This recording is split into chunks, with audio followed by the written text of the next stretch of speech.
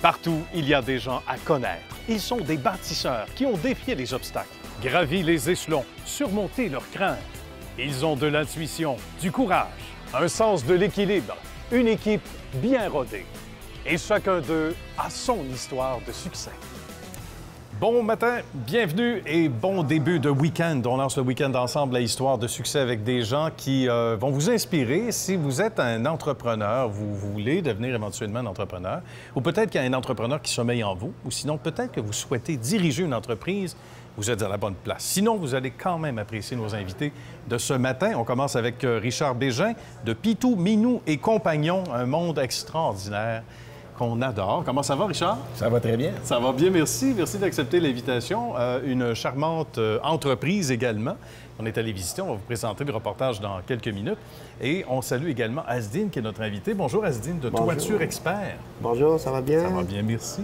Merci de venir prendre un petit café avec nous ce matin. C'est avec directement du Roasters Marché Central. Très facile à nous trouver, donc tout près du boulevard L'Acadie, de l'autoroute 40, presque à l'angle de la 40 et la 15. Et on voit un gros Roasters quand on est immobilisé, on peut le dire comme ça, sur la 40. On le voit en gros longtemps, c'est merveilleux. Ça fait une belle pub pour notre ami Peter qui nous reçoit aujourd'hui. On commence avec Richard. On est allé visiter au cours des derniers jours chez Pitou, Minou et compagnie. Et vous allez tomber en amour avec l'établissement. On regarde ce que ça donne. Richard nous reçoit. Comment ça va, Richard? Ça va très bien. Merci. Ben oui, ça, c'est mon univers, le monde des animaux. On adore. Bienvenue dans ton univers. Ben merci. Et puis là, ça va être de quitter les lieux qui va être difficile parce qu'on se sent déjà chez soi. Les amoureux des animaux, il y en a énormément. Il y en a de plus en plus. Puis ici, on va parler de l'attachement à la bannière. C'est pas un hasard. Mais d'abord et avant tout, comment Richard est devenu un passionné. Il faut être un passionné du monde animal pour faire ce qu'on fait toutes ces années-là, Richard. Jusqu'à un certain point, c'est certain. Il y a déjà plusieurs années, lorsque je magasinais pour mes propres animaux de compagnie, je cherchais tout le temps quelque chose de différent, quelque chose d'à la mode, quelque chose d'avant-gardiste. Et j'avais de la misère un petit peu à le trouver. Vu que je venais juste de me retirer de façon officielle, j'ai commencé à faire des recherches, à savoir s'il y avait quelque chose de disponible qui pourrait peut-être m'intéresser à ouvrir. Donc, j'ai tombé sur la chaîne Global qui cherchait justement quelqu'un là pour introduire la chaîne ici au Québec. Puis une chaîne qui est en ascension depuis plusieurs années déjà. Et c'est ça qui est assez fascinant, c'est que c'est pas le hasard. Quand on fait des bonnes recherches, puis on trouve les bonnes personnes, puis on se sent bien dans un milieu. Puis comme franchisé aussi, il faut être à l'aise, il faut avoir une certaine liberté. Parce que certaines franchises où on a les mains liées, peu importe le domaine. Alors, tous ces critères-là étaient bien répondus, finalement? Oui, effectivement, la chaîne, sachant fort bien que le marché du Québec, il est dans certains cas, est différent là, du restant du Canada. Il cherchait quelqu'un là, qui connaissait peut-être le marché québécois un petit peu mieux que les gens là, stationnés un peu en Ontario, ailleurs au Canada. Alors, on a quand même beaucoup de liberté à choisir les marques qui ont tendance les plus populaires, des tendances québécoises qui sont un peu différentes des autres. Alors, ça c'est bien agencé. Quand on est là pour les bonnes raisons, puis que ça part d'un besoin, on le voit bien ce que ça donne. Ça donne des gens, on disait, passionnés, des gens qui sont là aussi à la bonne place, encore là pour les bonnes raisons. On va parler de certains critères qui font en sorte qu'on se démarque ici beaucoup, et c'est pas cliché. Ça passe par la qualité, évidemment, du personnel, des gens qui sont formés au quart de tour, et ça, c'est important parce que ça nous amène à la nutrition, à tout ce que vous offrez, mais surtout, la nutrition, c'est excessivement important, d'où là le choix, mais aussi les bons conseils des gens qui ont autour de vous. Hein? Absolument. Et la nutrition est importante pour l'être humain, est ainsi importante pour les animaux. Aujourd'hui, bien des animaux de compagnie ont des besoins différents pour toutes sortes de raisons. Et donc, avoir une bouffe pour tous les chiens, malheureusement, c'est pas le cas. Nous, on s'est spécialisé un peu à ce niveau-là dans la nourriture naturelle. Donc, on cherche les ingrédients de qualité qui déterminent la qualité du produit. Et évidemment, on a une variété là, qui ne se retrouve pas ailleurs. En règle générale, nos magasins tiennent environ 40 marques de nourriture pour chiens différentes. Ce qui est Alors, il y en a pour tous les goûts, tous les besoins. C'est beaucoup. C'est plus que beaucoup. En fait, 40 marques, c'est quand même exceptionnel. Donc, on n'a pas les mains, on parlait d'attachement tantôt, mais on n'a pas les mains liées sans nommer de bannière, d'entité ou quoi que ce soit, une marque à une entreprise avec lesquelles on est obligé de composer ou avec les produits, etc. Alors, en faisant faire avec autant de marques différentes, de produits différents, de gens différents en bout de ligne, on a un choix pour le consommateur. Ça aussi, c'est important. C'est certain que si on ne trouve pas la nourriture pour notre pitou ici, on va avoir de la misère à la trouver ailleurs. Oui, effectivement. Il va falloir lui préparer ses repas tous les jours. Et même encore, il y a du surgelé, on voit ça. Surgelé cru devient de plus en plus populaire, une excellente façon de nourrir son animal. Tout à fait. Il y a un petit peu moins pratique que la nourriture en croquette, mais il reste qu'il y a une grande qualité qui s'attache à ça également. Absolument. Qu'est-ce que les gens vous disent, Richard, justement, l'appréciation? Parce qu'on le dit, et on parlait avant d'aller en ondes ensemble, puis probablement que vous, à la maison, vous êtes concernés également par ça. Ça devient nos enfants, ça devient nos bébés de plus en plus, peu importe l'âge qu'on a. C'est un membre de la famille, notre chien, notre chat, notre oiseau, peu importe. Mais qu'est-ce que les gens vous disent en termes de satisfaction une fois qu'ils sont passés ici, qu'ils reviennent, évidemment? C'est certain qu'à travers des années, après avoir aidé beaucoup de propriétaires d'animaux qui avaient certains problèmes qui se reliaient tout à la nutrition, en bout de ligne, c'est certain que les gens apprécient beaucoup l'aide qu'on peut leur apporter, même si auparavant, ils ont tenté de trouver de l'aide ailleurs. C'est certain que c'est probablement ça qui nous démarque plus qu'autre chose. Nous, notre but, c'est de trouver une solution au problème du chien. Voilà. Et la formation, on y revient, c'est trop important. La formation, évidemment, tout le bagage que doit avoir chacun de vos préposés ou chacune de vos préposés à la clientèle, c'est un incontournable, comme on dit évidemment chez nous, en ce sens où il n'y a personne qui n'a pas les bons mots, les bons conseils au niveau nutrition. Ou d'autres éléments, évidemment, qui s'y rajoutent. Ça, c'était primordial dans la... C'est certain que nous, on aime dire qu'on travaille un petit peu plus fort que la moyenne des gens de notre domaine. C'est pas défendu. On prend le temps de bien former notre personnel avec des professionnels de la nutrition. Bien. Donc, c'est certain que prendre des cours de compagnie manufacturière, un petit peu biaisé peut-être. C'est certain que nous, on préfère y aller de l'autre côté et de se faire former là, au niveau ingrédients et non pas au niveau marque de commerce. C'est excellent. Avec le temps, on possède plusieurs succursales et ça, c'est merveilleux aussi, le fait d'avoir un pied à terre dans plusieurs régions du Québec. Effectivement, on est en pleine expansion. On a déjà 18 magasins en opération au moment qu'on se parle et on a un plan d'affaires pour amener le total à 50 d'ici une dizaine d'années. C'est extraordinaire. Le fait de dire qu'on a le cœur sur la main, c'est pas un hasard, c'est important. Puis pour le prouver ici, vous venez en aide aux organismes de secours pour les animaux, c'est-à-dire que vous prêtez les lieux. C'est pas banal, ça. Et ça, c'est dans l'ensemble des succursales, hein? Effectivement, tous nos succursales sont toujours prêts à travailler avec les organismes de secours locaux. Question de trouver une bonne demeure là, aux animaux de compagnie là, qui ont été délaissés ou parfois dompés carrément par d'autres. Alors, on offre nos lieux, là, question de donner l'occasion de trouver de nouveaux foyers. Bien, parce que malheureusement, ça arrive encore. Hein? Malheureusement. On invite les gens à aller faire un tour, bien sûr, sur le site Web de l'entreprise. Et puis, c'est intéressant parce que là, ils vont rapidement voir qu'il y a des éléments qui répondent à leurs besoins, etc. On les invite à aller faire un tour sur les sites physiques, hein? Bien sûr, des magasins pour avoir réponse à leurs Effectivement. Tous les adresses ainsi que tous les produits disponibles en magasin sont disponibles sur notre site Web, pmcglobal.ca. D'accord. Bien, merci de faire les choses différemment et de faire autant pour ces bêtes qu'on adore, évidemment, qui font, on le disait, partie de la famille. Merci beaucoup, Richard. C'était un grand plaisir. Merci de nous accueillir une fois de plus. Plaisir est pour moi. À bientôt. Et Asdine a sa question toute prête pour notre ami Richard de chez Pitou, Minou et Compagnon. Mon cher Asdine. Bonjour Richard. Comment vous êtes tombé dans le domaine? C'est un peu par hasard, si on veut, là, après avoir terminé une carrière avec une compagnie manufacturière dans le domaine de l'alimentation, mais pour humains, là, pas pour les animaux. Ah, OK, oui. Pour mes besoins personnels, au niveau de mes animaux de compagnie personnelle, j'avais de la misère à trouver un détaillant qui remplissait toutes mes attentes au niveau nutrition, information et tout le reste. Donc, question de me garder occupé, j'ai décidé de faire des recherches et j'ai trouvé une compagnie qui ne demandait pas mieux de venir s'établir au Québec. C'est extraordinaire, hein? Comme M. Remington qui a acheté la compagnie, c'est presque ça. C'est un partenariat. Drôlement, on utilise souvent la comparaison. Ah oui, hein?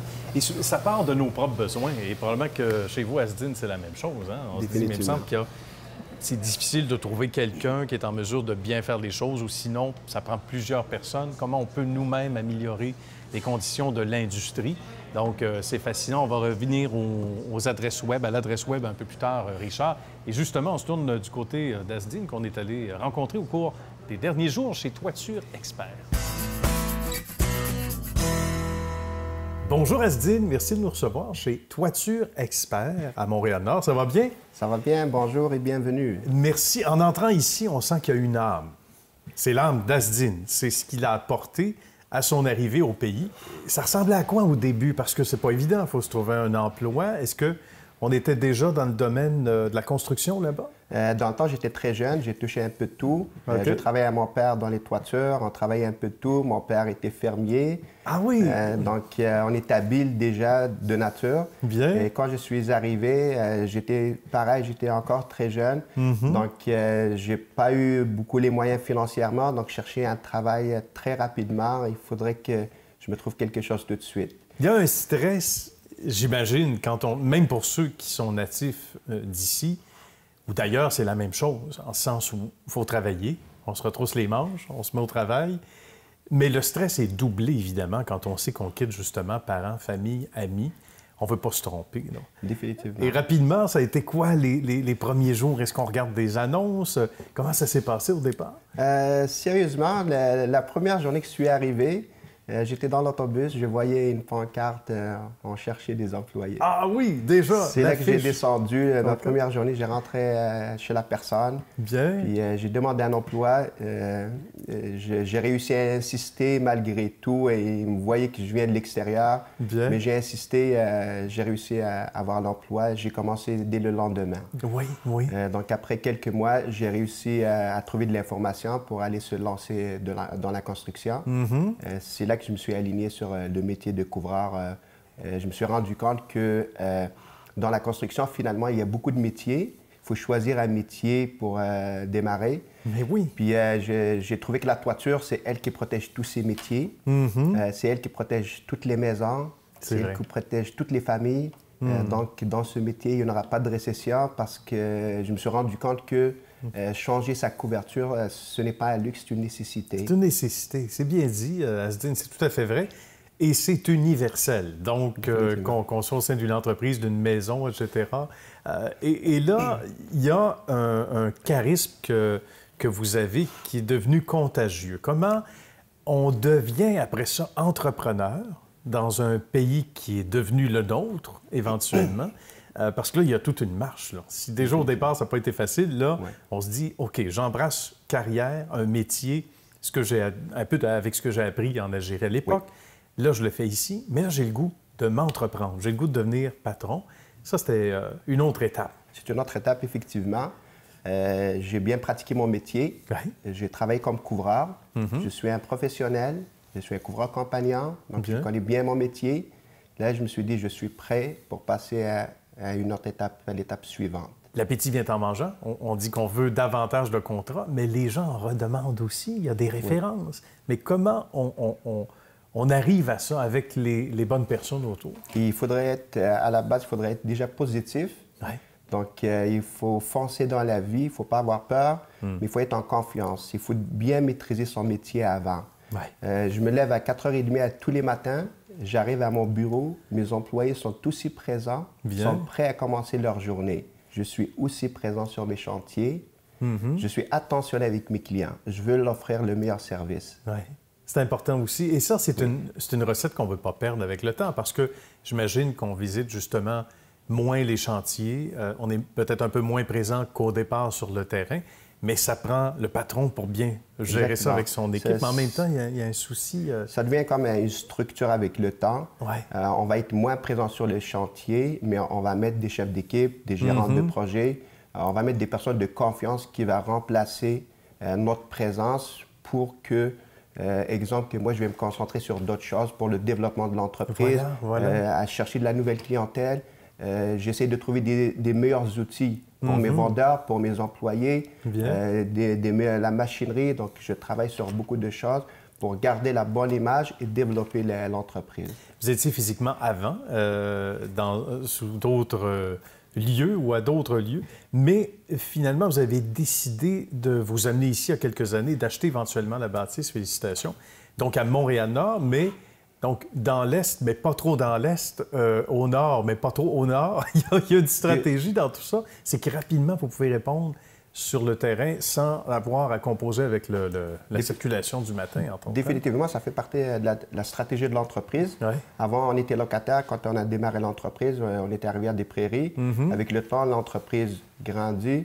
Puis on a besoin de plus de place. Les moyens sont présents. Donc, on va être à notre bâtisse, le concept à notre goût, puis avoir plus de place, plus de flexibilité dans le travail. C'est là qu'on a décidé d'acheter notre commerce. Bien. Puis avant de l'acheter, on a cherché une place stratégique. On s'est dit, on va s'approcher de la ville pour qu'on va se déplacer très rapidement sur nos chantiers. Donc, le voyagement des employés va diminuer. On va pouvoir offrir des prix compétitifs à nos clients aussi. Voilà. Tout est dans le calcul, c'est pas l'effet du hasard. Là. Exactement. Tout est évidemment. planifié et calculé avant de trouver la place. Puis, question marketing aussi, on se dit, plus on est proche des gens, donc sur Internet, c'est plus facile à nous trouver. On va être parmi les priorités, parmi les gens qui vont sortir parmi les premiers. Bien. Vous avez, parlant de marketing, un outil exceptionnel qu'on voit sur les routes dans le Grand Montréal métropolitain, mais même ailleurs, et tout le monde vous parle de ça. Et on a la petite réplique ici qu'on peut montrer à l'écran, ce magnifique bolide de 1946. Et vous l'avez également, grandeur nature, donc, celui qui se promène dans les rues. Définitivement, Comment vous avez eu cette bonne idée-là et comment vous avez mis la patte sur cet emblème d'entreprise maintenant, là, ce petit bijou-là?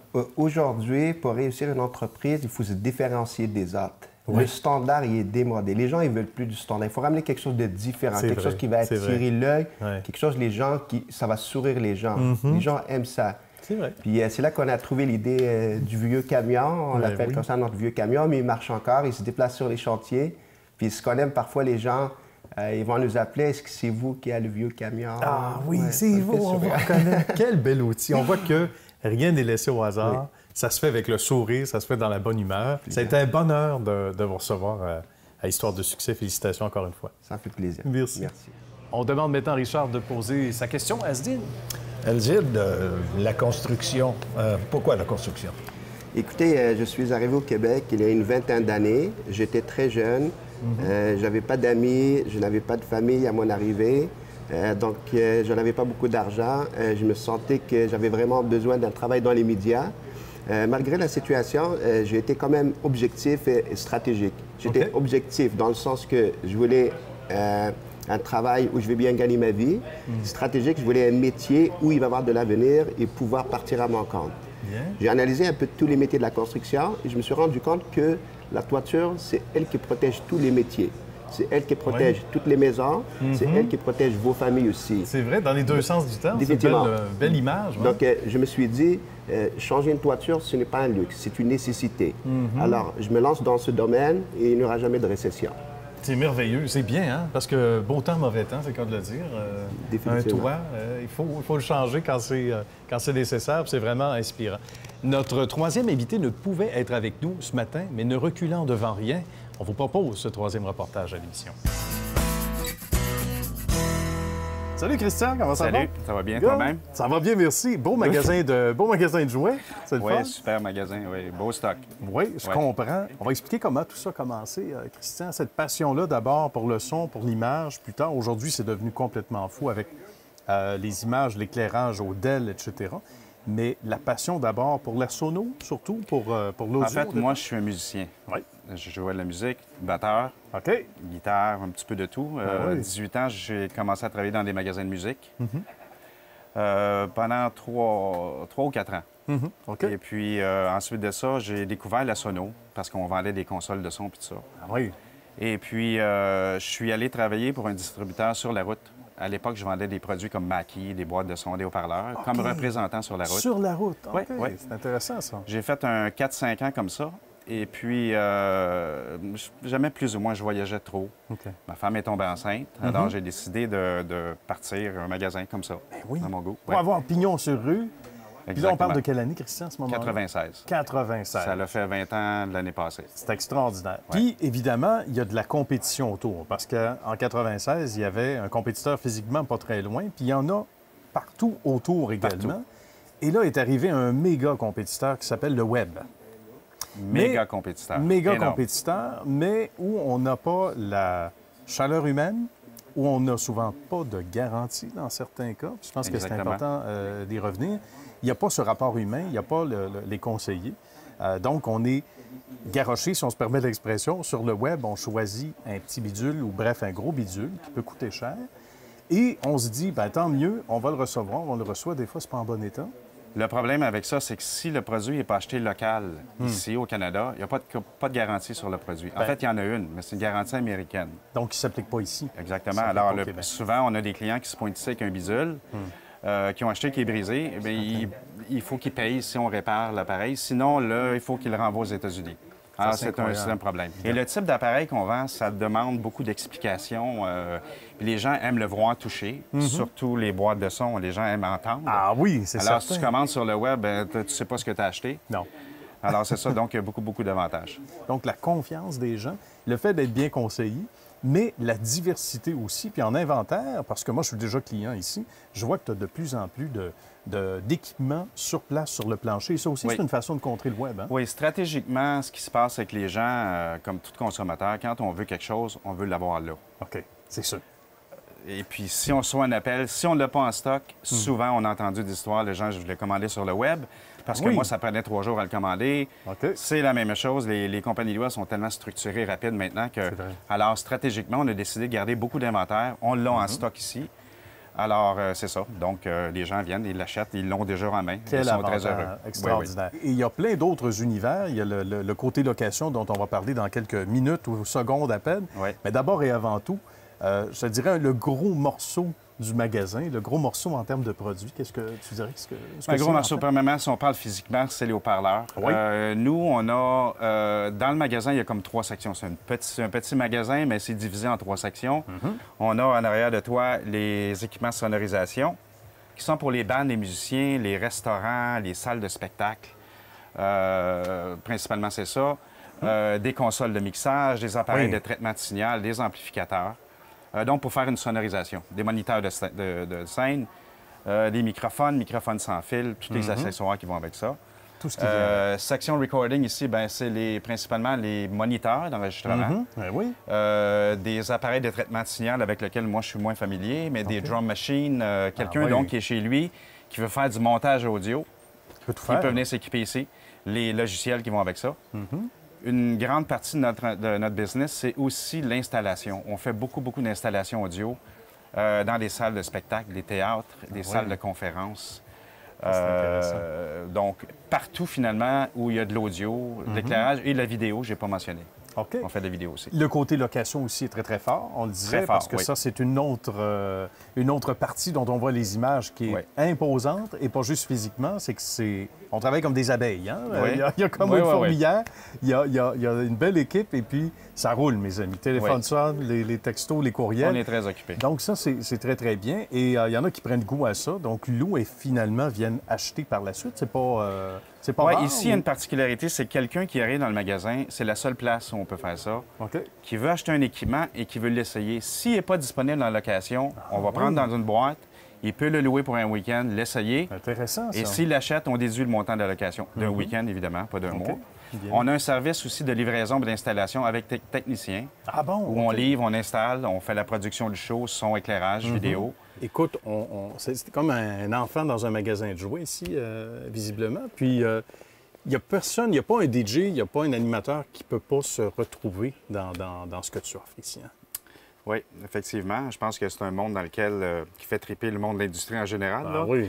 À peu près tous les modèles du dernier cri sont sur le plancher. Alors, OK. les DJ viennent ici, ils peuvent tester tous les appareils et les comparer, des petits contrôleurs aux plus chers. Évidemment, il y a eu un mouvement vers le numérique depuis une couple d'années. Les plateformes, maintenant, avec les contrôleurs, c'est tout sur ordinateur. Ah oui. tout à Donc, fait. on peut emmagasiner des tonnes d'informations numériques de son. Donc, avant, sur un petit CD, les gars se promenaient avec des valises de CD énormes, Oh, oui. pesants. Il y a Puis des bon, tours de rein en moins maintenant. Là, pour tours de les rein en DJ. moins. Et puis avant, les CD, c'était les vinyles. Les vinyles, Oui, tout à justement. fait. Oui. Dans les dernières années, les DJ sont devenus des artistes. C'est plus maintenant, c'est plus juste un gars qui met un disque puis qui qui mixe entre les deux. Oui. Il y a même des contrôleurs avec des drum machines. Fait que les DJ sont devenus un petit peu des musiciens. C'est vrai, de plus en plus. Ouais. Oui, de plus en plus, c'est des vrais artistes maintenant. C'est plus parce qu'avant, il y avait quelque chose de péjoratif un peu par rapport aux DJ. En là. disant, ben, C'est faites plus juste court. jouer les tunes, c'est facile, mais Exactement. on voit ça prend un musicien maintenant. Oui, de tout à plus fait. en Un plus, comme tu artiste. dis, Bon, artiste. maintenant, ceux qui remplissent les stades, c'est des DJ. Ben oui, c'est Il y a vrai. encore des bandes, évidemment, Oui. là, mais bon. Alors, c'est ça. Ça a Il y a changé. aussi un autre truc intéressant, c'est le retour au vinyle. merveilleux, Les tables Pioneer en font de nom, puis tout ça, de très haute qualité.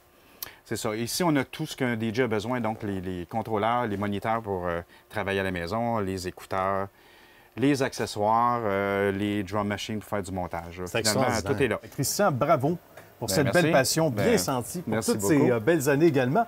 Là, Merci. on s'en va retrouver Pierre qui nous parle d'enregistrement, surtout solo.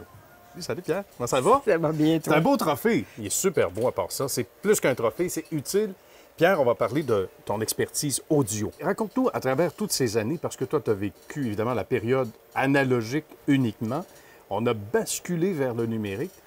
Qu'est-ce qui a le plus changé et qu'est-ce qui te satisfait le plus à travers l'ajustement qu'on a fait rapidement chez ce concept pour toujours être non seulement à la page, mais en avant des autres aussi? Hein? Écoute, le numérique prend une place énorme parce que tu prends une console numérique, tu peux faire un spectacle, changer de place, revenir, avoir le même setup, tout se garde en mémoire. Ça, c'est extraordinaire. Et naturellement, dans une console numérique, tu pourras avoir un rack d'effets sodo qui est contenu dans une petite console comme celle-là. Ça va super bien, ça porte très bien dans un sac à dos. Et voilà. Chose impossible il y a quelques années encore. Qu'est-ce qui te satisfait le plus, justement? Est-ce que c'est pas de bien conseiller le client? C'est sûr que d'expliquer puis de partager, comme je dis toujours à mes élèves, tout ce que je sais, c'est absolument rien tant que je te l'ai pas donné. Ah oui, c'est bien. Et c'est comme ça que ça marche De léguer, hein? Oui, Ouais, beaucoup. voilà. Mhm. Et c'est très comique parce que si tu prends des micros à ruban, Oui, c'est comme par le exemple. vinyle. Ah oui? Il est revenu à mode. C'est un cycle. Ah oui. Ces microphones-là des années 40, 50, Frank Sinatra enregistrait avec des Voici. micros à ruban. Puis il y avait une qualité exceptionnelle Une qu'on a chaleur. peut-être perdu, une chaleur, Oui. comme le bon vieux vinyle aussi. Et ça, mais c'est inabordable, ces microphones-là. Ah oui, j'imagine. Maintenant, on peut acheter un microphone à ruban pour 600 $. Ah, vois-tu? Et bien conseillé par Pierre Et voilà. et son équipe. À quand on ramène les téléphones à cadran, Pierre? Pierre, ça a été un plaisir. Merci, Merci beaucoup. beaucoup. Félicitations pour votre beau trophée. Messieurs, c'est un bonheur de vous accueillir à l'émission. Vos adresses web respectives, d'abord, Richard. L'adresse web, pmcglobal.ca. Tout simplement, global.ca. Et pour Asdine? Mon adresse, c'est toiturexpert.com. Bien, on aime ça, des adresses web simples. cnv.ca, je ne veux pas vous relancer, mais cnv.ca/TV pour revoir cette émission et d'autres émissions. Il y en a plus de 100 dans cette série Histoire de succès. On vous convie à notre rendez-vous la semaine prochaine. Merci, messieurs. Bye bye. Merci d'avoir été là.